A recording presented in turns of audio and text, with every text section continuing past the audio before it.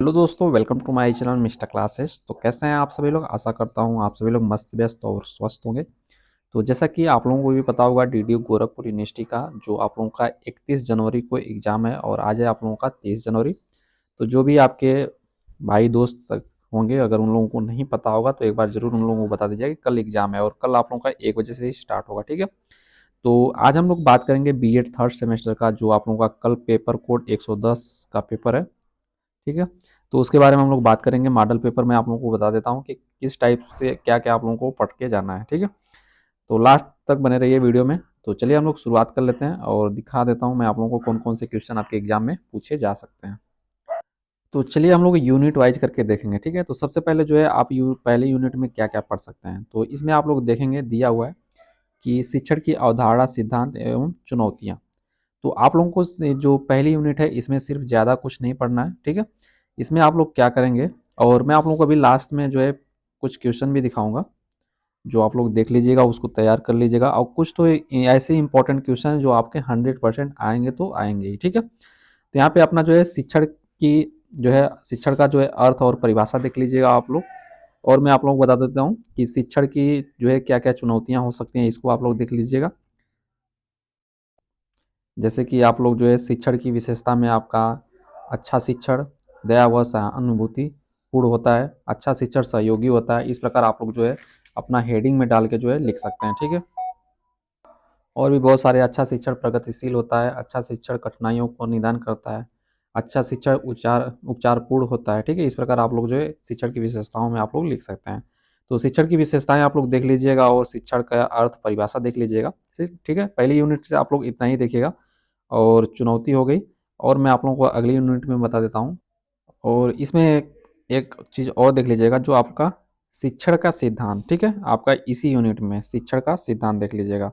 जैसे कि मैंने क्या-क्या बताया, शिक्षण में यानी पहली यूनिट में आप लोग क्या-क्या देख लेंगे, शिक्षण की अर्थ परिभाषा, शिक्षण का सिद्धांत, शिक्षण की चुनौतियाँ, और जो मैं आप लोगों को बता देता हूँ, ठीक है? इतना आप लोग ध्यान रखें। और यहाँ पे एक जो और इम्पोर्टेंट क्वेश्चन कि ग्लेशियर तथा उसके साथियों का जो है मॉडल आप लोग देख लीजिएगा, ठीक है? और यहाँ पे मैं आप लोगों को बता देता हूँ, यहाँ पे आप लोग देखेंगे शिक्षण के स्तर में। शिक्षण के स्तर में आपके शिक्षण के 3 स्तर होते हैं, स्मृति और बोध और चिंतन, ठीक है? इसको आप लोग एकदम 100% देख लीजिएगा, ये आपके एग्जाम में आएगा। शिक्षण की स्मृति स्तर, इसको पढ़ लीजिएगा, बोध स्तर को पढ़ लीजिएगा, चिंतन स्तर को पढ़ लीजिएगा। इसमें आप लोग बस इतना देख लेंगे, आपका इतना हो जाएगा, ठीक है? और अगले में मैं आप लोगों को बता देता हूँ, यहाँ पे आप लोग क्या देखेंगे, हाँ, लेसन प्लान जो देख लीजिएगा, पाठ्य योजना, जो इसकी क्या नियम होते हैं, कैसे इसको बनाया जाता है, कितने मिनट का होता है, सबसे पहले इसमें इसका प्रारूप क्या होता है, कैसे बनाया जाता है, ठीक है? इसको आप लोग देख लीजिएगा लेसन प्लान से। उसके बाद यहाँ पे शिक्षण के प्रतिमान, यहाँ पे शिक्षण के प्रतिमान से आप लोगों का यहाँ से भी एक क्वेश्चन आएगा। शिक्षण के प्रतिमान से आप लोग जो है इंपॉर्टेंट क्वेश्चन यहाँ से आप लोगों के एग्जाम में बनेगा। और शिक्षण के प्रतिमान में जो ग्लेसर का बुनियादी शिक्षण प्रतिमान प्रतिमान है, ये आपका जरूर आएगा ग्लेसर का। ये ग्लेसर वाला आप लोग जरूर देख लीजिएगा। और भी मैं आप लोगों को दिखा देता हूँ। उसके बाद यहाँ पे एक बुनियादी शिक्षण प्रतिमान भी देख लीजिएगा। इसको जो मैं आप लोगों को नोट करा रहा हूँ, उसको नोट करके एक बार जरूर, आपके पास बुक हो तो बुक से देख लीजिए। अगर बुक नहीं है तो आप गूगल के माध्यम से भी देख सकते हैं, आपको मिल जाएगा, ठीक है? यहाँ पे बुनियादी शिक्षण प्रतिमान, और मैंने अभी बताया क्या, आपका ग्लेसर का बुनियादी शिक्षण प्रतिमान, और एक आपका बुनियादी शिक्षण प्रतिमान, इसको देख लीजिएगा। उसके बाद मैं आप लोगों को बता देता हूँ यहाँ पे। अब यहाँ पे जो है आपका अगला जो चैप्टर यहाँ पे देख सकते हैं, अभिक्रमित अनुदेशन, ठीक है? अभिक्रमित अनुदेशन के प्रकार, ठीक है? रैखिक अनुदेशन क्या है आपका, शाखीय अनुदेशन क्या है, ये सारी चीज आपका, इससे तो आपका कंपलसरी एक क्वेश्चन आना है अभिक्रमित अनुदेशन वाले चैप्टर से। तो इसमें आप लोग जो है क्या क्या देखेंगे, अभिक्रमित अनुदेशन का अर्थ क्या है, इसके बारे में आप लोग जो है देख लीजिएगा। और यहाँ पे मैं बता दे रहा हूँ, अभिक्रमित अनुदेशन के जो आपके प्रकार हैं, ठीक है? जैसे कि रेखिक अभिक्रमित अनुदेशन, आपके बारे में आपके एग्जाम में पूछेगा, रेखित अभिक्रमित अनुदेशन क्या है, शाखी अभिक्रमित अनुदेशन क्या है, और अभिक्रमित अनुदेशन के प्रकार, और मैथमेटिक्स अभिक्रमित अनुदेशन, ये जो है इम्पोर्टेंट है, मोस्ट मोस्ट इम्पॉर्टेंट है। इसको आप लोग देख लीजिएगा, जितने भी क्वेश्चन बताया मैंने उस सबसे ज़्यादा इंपॉर्टेंट यही है, ये आपके एग्जाम में जरूर आएगा। अभिक्रमित अनुदेशन किसने दिया, रेखिक अभिक्रमित अनुदेशन किसने दिया, साखी अभिक्रमित अनुदेशन किसने दिया, इसके कितने प्रकार हैं, मैथमेटिक्स अभिक्रमित अनुदेशन किसने दिया, तो ये सारा चीज़ आप लोग देख लीजिएगा। यहाँ से आप लोग इस चैप्टर में से यही देखेंगे। और मैं आप लोगों को बता देता हूँ, अब मैं आप लोगों को यहाँ पे शिक्षण के उपकरण में आप लोग जो है श्यामपट्ट, मॉडल, चार्ट, ग्राफ, नक्शे, ग्लोब, चित्र, रेखांकन, प्रोजेक्टर, कंप्यूटर, इसके बारे में आप लोग देख लीजिएगा थोड़ा, ठीक है। इसके बारे में खास उतना नहीं है, लेकिन फिर भी आप लोग देख लीजिएगा। और फिर उसके बाद जो अभी मैंने आप लोगों को बताया,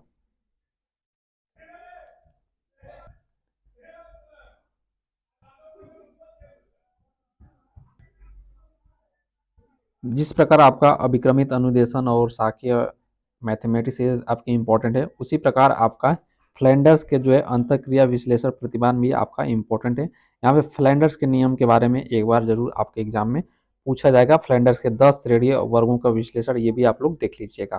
तो फ्लैंडर्स का जो नियम है, प्रतिमान है, वो देख लीजिएगा, ये आप लोग देख लीजिएगा। फिर उसके बाद और मैं आप लोगों को बता देता हूँ, अब यहाँ पे जो आपका अगला जो टॉपिक है शिक्षण की विधियाँ, ठीक है। तो यहाँ पे शिक्षण की विधियों से आपका क्वेश्चन जरूर पूछा जाएगा।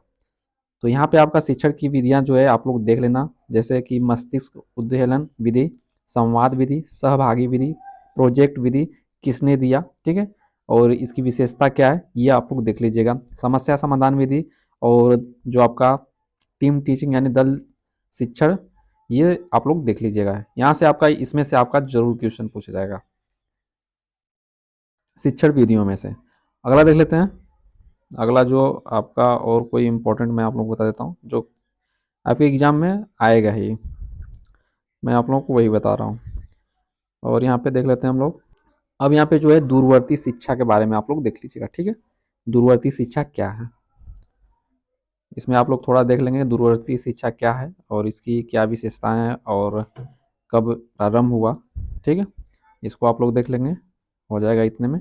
फिर उसके बाद यहाँ पे मुक्त अधिगम प्रणाली, इसके बारे में आप लोग देख लीजिएगा। और यहाँ पे आप लोगों का जो है लास्ट में यहाँ पे क्रियात्मक अनुसंधान देख लीजिएगा, ठीक है। क्रियात्मक अनुसंधान आप लोगों को असाइनमेंट में भी मिला होगा लिखने के लिए, तो क्रियात्मक अनुसंधान जरूर देख लीजिएगा। बस इतना ही आप लोगों को देखना है, ठीक है। और अभी मैं आप लोगों को क्वेश्चन भी दिखाऊंगा, तो एक बार मैं दोबारा रिविजन कर देता हूँ। क्रियात्मक अनुसंधान आप लोग देख लीजिएगा, और यहाँ पे आप लोग जो है दूरवर्ती शिक्षा देख लीजिएगा। फिर उसके बाद यहाँ पे हाँ, इसको भी देख लीजिएगा कि अध्यापक केंद्रित उपागम, और जो आपका यहाँ पे हाँ अध्यापक केंद्रित उपागम, और यहाँ पे शिक्षण विधियाँ। फिर उसके बाद यहाँ पे जो है लेसन प्लान और फ्लैंडर्स का नियम देख लीजिएगा।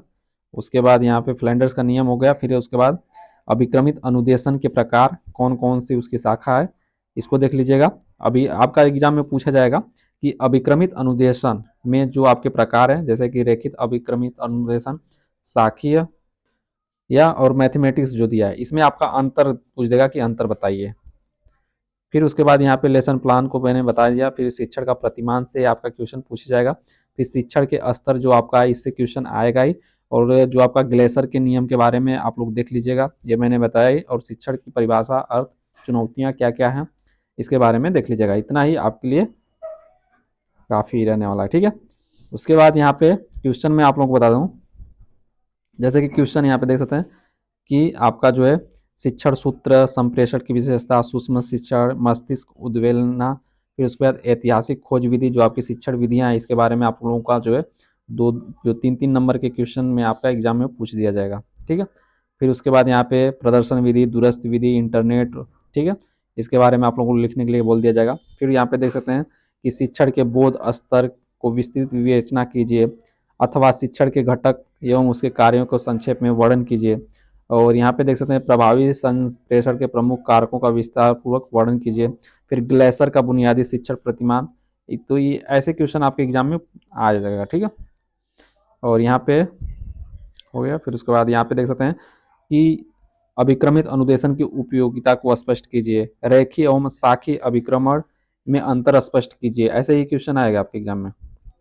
उसके बाद यहाँ पे अनुकरणीय सामाजिक कौशल शिक्षण के गुण दोषों के वर्णन कीजिए। यहाँ पे प्रोजेक्ट विधि के सिद्धांत एवं सोपानों का वर्णन कीजिए। एक अच्छे शिक्षक के गुणों का संक्षेप में बताइए। शिक्षकों की वृत्ति जो है नैतिक की प्रसंक्षिप्त टिप्पणी कीजिए। हर्बर्ट के अनुसार किसी भी प्रकार के एक पाठ योजना तैयार कीजिए। ठीक है, तो लेसन प्लान आपका हर्बर्ट के अनुसार देख लीजिएगा। उसके बाद यहाँ पे स्मृति और बोध चिंतन स्तर के शिक्षण में अंतर स्पष्ट कीजिए। ठीक है, तो ऐसे ही क्वेश्चन आप लोग देख लेंगे, फिर उसके बाद क्रियात्मक अनुसंधान देख लेंगे और आपका पूरा कंप्लीट हो जाएगा। यहाँ पे और भी मैं आप लोगों को क्वेश्चन दिखा दे रहा हूँ, यहाँ पे देख सकते हैं। तो आप लोग देख लीजिएगा, यहाँ पे क्रियात्मक अनुसंधान है।